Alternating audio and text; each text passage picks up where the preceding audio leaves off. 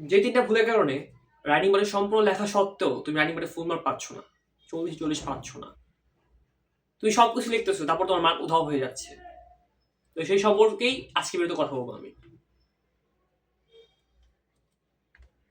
এই ট্রিক্সটা ফলো করলে, আজকে ভিডিও ট্রিক্সগুলো ফলো করলে অবশ্যই তুমি রাইটিং পার্টে 40 কনফার্ম পাবা। 40 38 39 কনফার্ম পাবা তুমি, যেটা ম্যাক্সিমাম স্টুডেন্ট জানে না। হ্যালো 2026, কেমন আছো সবাই? আশা করি ভালো আছো। তোমাদের আগামীকাল কিন্তু ইংলিশ সেকেন্ড পরীক্ষা। এমন যাদের হচ্ছে ইংলিশ ফার্স্ট পরীক্ষা খারাপ অবস্থা, কিন্তু ইংলিশ সেকেন্ড পরীক্ষা খুবই ইম্পর্টেন্ট তাদের জন্য আসলে। তো আজকে ভিডিও টপিক কি জানো কি? টপিক হচ্ছে তোমার অলরেডি কিন্তু ভিডিও থাম্বনেল থেকে বুঝে গেছো। ভিডিও টপিক হচ্ছে তোমার কি হবে, তোমার ইংলিশে যে রিটেন পার্ট আছে, ইংলিশ সেকেন্ড রিটেন পার্ট আছে তোমার মোট 40 মার্ক থাকে, 40। তো সেই 40 পাওয়া কি হবে তোমরা? 40 তো পাওয়া সম্ভব না, অনেকে বলবে 40 পাওয়া সম্ভব না। আমি তোমাকে বলবো 40 মিনিমাম তুমি 38 পাওয়া। 38 পাওয়া তোমার লেখার ধরন যদি সেই রকম লেভেলের হয় এবং আমার ট্রিক বলতে তুমি ফুললি ফলো করো, তো সেক্ষেত্রে 38 পাবা। তো বেশি কথা বলবো না, ভিডিওর মূল পর্যায়ে যাই। সো বাট তার থেকে বড় কথা হচ্ছে এই ভিডিওর শেষে একটা স্পেশাল ট্রিক্স দেওয়া হবে, যে ট্রিক্সগুলো ফলো করলে অবশ্যই তুমি তোমার কাজে লাগবে আর কি, কথা হচ্ছে কাজে লাগবে, যেটা অন্য কেউ তোমাকে দিতে পারবে না। যেহেতু আমি একজন রানিং স্টুডেন্ট, সো আমার পক্ষে দেওয়া সম্ভব। আমি হচ্ছে তোমার প্রান্ত ভাইয়া, আমার নাম হচ্ছে প্রান্ত বিশ্বাস।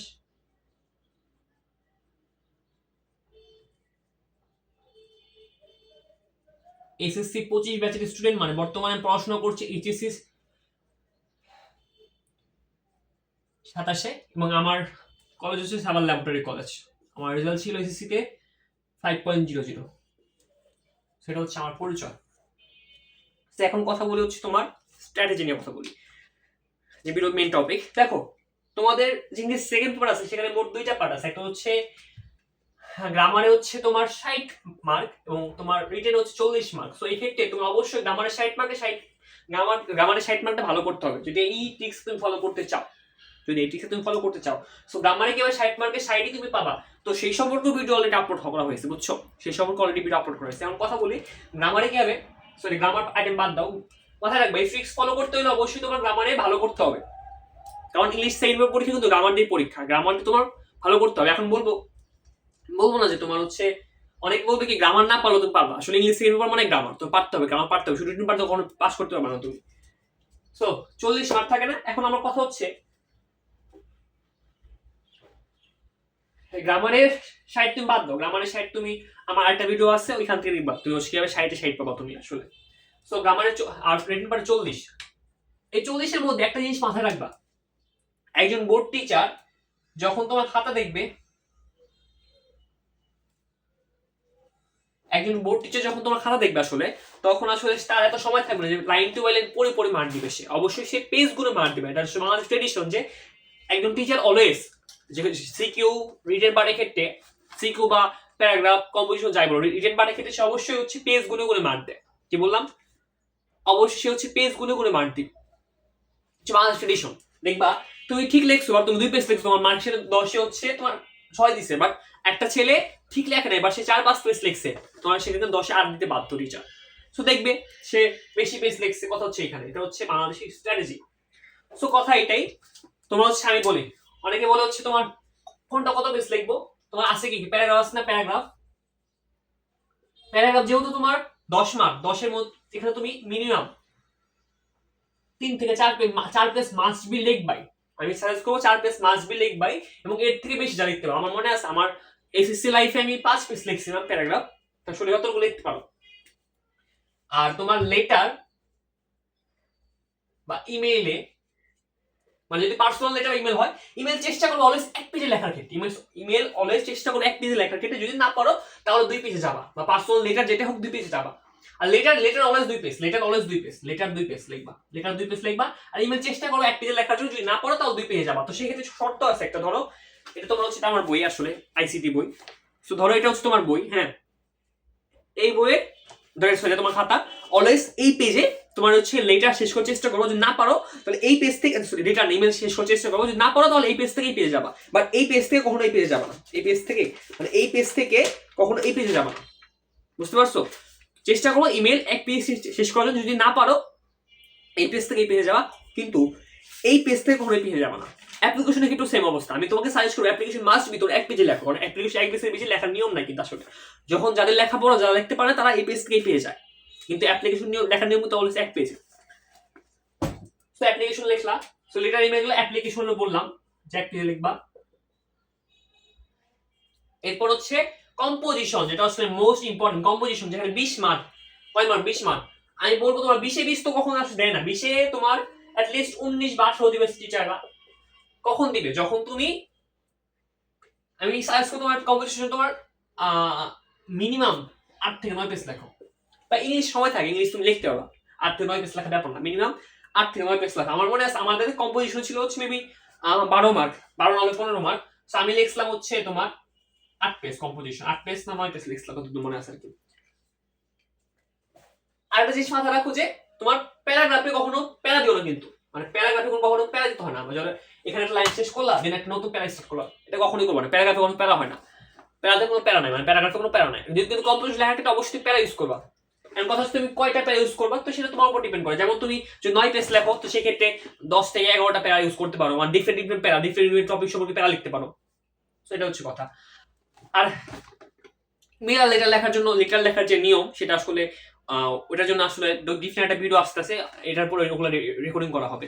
আর তার থেকে মোস্ট যে কথাটা হচ্ছে কি, বললাম যে টিচাররা খাতা গুনে গুনে মার্ক দেয়। সো তুমি চেষ্টা করবো অলওয়েজ কম্পোজিশনের ক্ষেত্রে, স্পেশালি কম্পোজিশনের ক্ষেত্রে ইম্পর্টেন্ট কিছু লাইন বা ইউনিক কিছু লাইন যেগুলো অন্য কেউ লিখতে পারে না।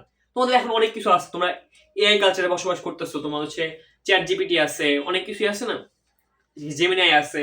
সো সেখান থেকে কিছু কিছু লাইন লিখবা যেগুলো ইম্পর্টেন্ট। তো তোমার কম্পোজিশন, তোমার তো অলরেডি তোমাকে ইংলিশ সেকেন্ড পেপারে 100% কমন সাজেশন দেওয়া হয়েছে। আমার সাজেশন ফলো করে English first paper, Bangla first paper এবং বাংলা সেকেন্ড পেপার সব জায়গায় বোর্ডে হুবহু কমন আসছে।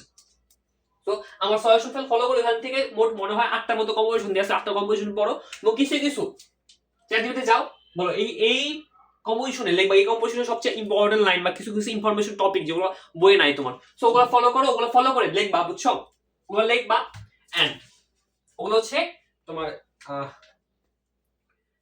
ওগুলো হচ্ছে তোমার ব্লু পেন দিয়ে হচ্ছে মার্ক করবে, ব্লু পেন দিয়ে লিখবা, ব্লু পেন দিয়ে লিখবা ওগুলো, বুঝছো? ধরো ওগুলো ব্লু পেন দিয়ে লিখবা। আর তার থেকে বড় কথা হচ্ছে, যেহেতু তোমার হচ্ছে, আমি আরেকটা কথা সবসময় বলছি, ইংলিশ টিচার হচ্ছে সৌন্দর্যের পূজারী, ইংলিশ টিচার হচ্ছে সৌন্দর্যের পূজারী। তো সেই ক্ষেত্রে অলওয়েজ চেষ্টা করবো ইংলিশ খাতা full fresh, first class full fresh. আমি আগের ভিডিওতে সাজেস্ট করি সবাইকে যে যেগুলো যেগুলো পারো সেগুলো সবার আগে অ্যান্সার দাও, যেগুলো পারো সেগুলো সবার আগে অ্যান্সার দাও।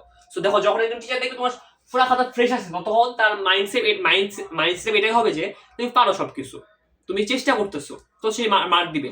তো সেক্ষেত্রে অবশ্যই তোমার গ্রামার পার্টে ভালো করতে হবে। আর গ্রামার পার্টে ভালো করবা, ওই সময় ভিডিও দেওয়া আছে, দেখা গেছে গ্রামার পার্ট ভালো করলে তোমার রিটেন পার্টে মার্কটা 40-এর মধ্যে অটোমেটিক হয়ে যায়। যখন টিচার দেবে তোমার গ্রামারে 60-এর মধ্যে তোমার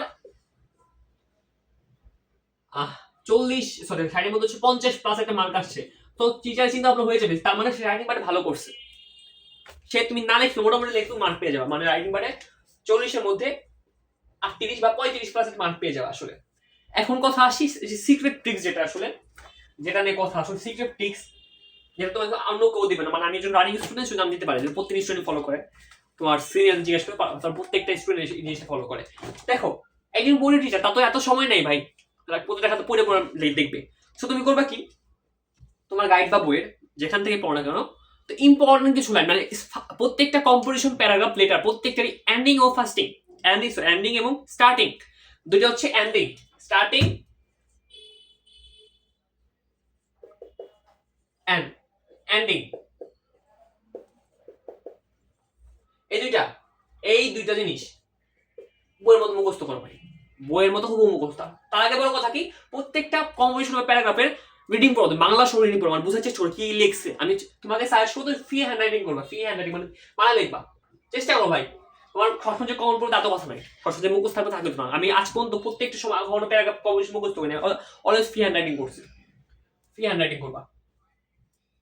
তো সেক্ষেত্রে করবা কি, তোমার যেটাই আসুক না কেন, তুমি স্টার্টিংটা অনেক সুন্দর দিবা, মানে অনেক ইউনিক টাইপ দিবা, যাতে তোমার টিচারকে অ্যাট্রাক্ট করে, এবং এন্ডিংটা হচ্ছে অনেক সুন্দর দিবা। মানে স্টার্টিং এন্ডিং তুমি ঠিক রাখো, মাঝখানে তুমি যা কিছু লেখো, যখন দেখবে যখন একজন টিচার দেখবে যে তার স্টার্টিং ঠিক আছে, এন্ডিং ঠিক আছে, পারফেক্ট আছে, তখন সে তোমার ফুল মার্কে সে বাধ্য হবে। আর স্টার্টে তো সময় নেই, তো সেক্ষেত্রে সে জাস্ট ফার্স্টে দুটো লাইন পড়ে দেখবে এবং লাস্টে কয়েকটা লাইন পড়বে, তো সেক্ষেত্রে সেটার উপর ডিপেন্ড করে সে মার্ক দিবে। সেটা হচ্ছে তোমার সিক্রেট টিপ, যেটা অনেকে তোমাকে দিবে না, স্পেশালি কোন টিচার তোমাকে দিবে না, যারা রানিং স্টুডেন্ট আছে, যারা তোমার সিনিয়র আছে, তারাই তোমাকে দিবে। সো এটা হচ্ছে এই আজকের ভিডিও কোন দেই, বুঝছো? এন্ড তোমার অবশ্যই তোমরা কমেন্ট করে জানাবা তোমার কোন টপিক এবং কোন ইনফরমেশন হচ্ছে ভিডিও রাখবে। যদি তোমার কোনো গ্রামার আইটেম সম্পর্ক লাগে সেটা বলবা, আমি তোমাদের খুব যত তাড়াতাড়ি সম্ভব নিয়ে আসবো। তো সেই পর্যন্ত সবাই ভালো থেকো, সুস্থ থেকো এবং তোমার মূল্যবান সময় দিই ভিডিওটা ফুলি দেখার জন্য। তোমার সকলকে ধন্যবাদ।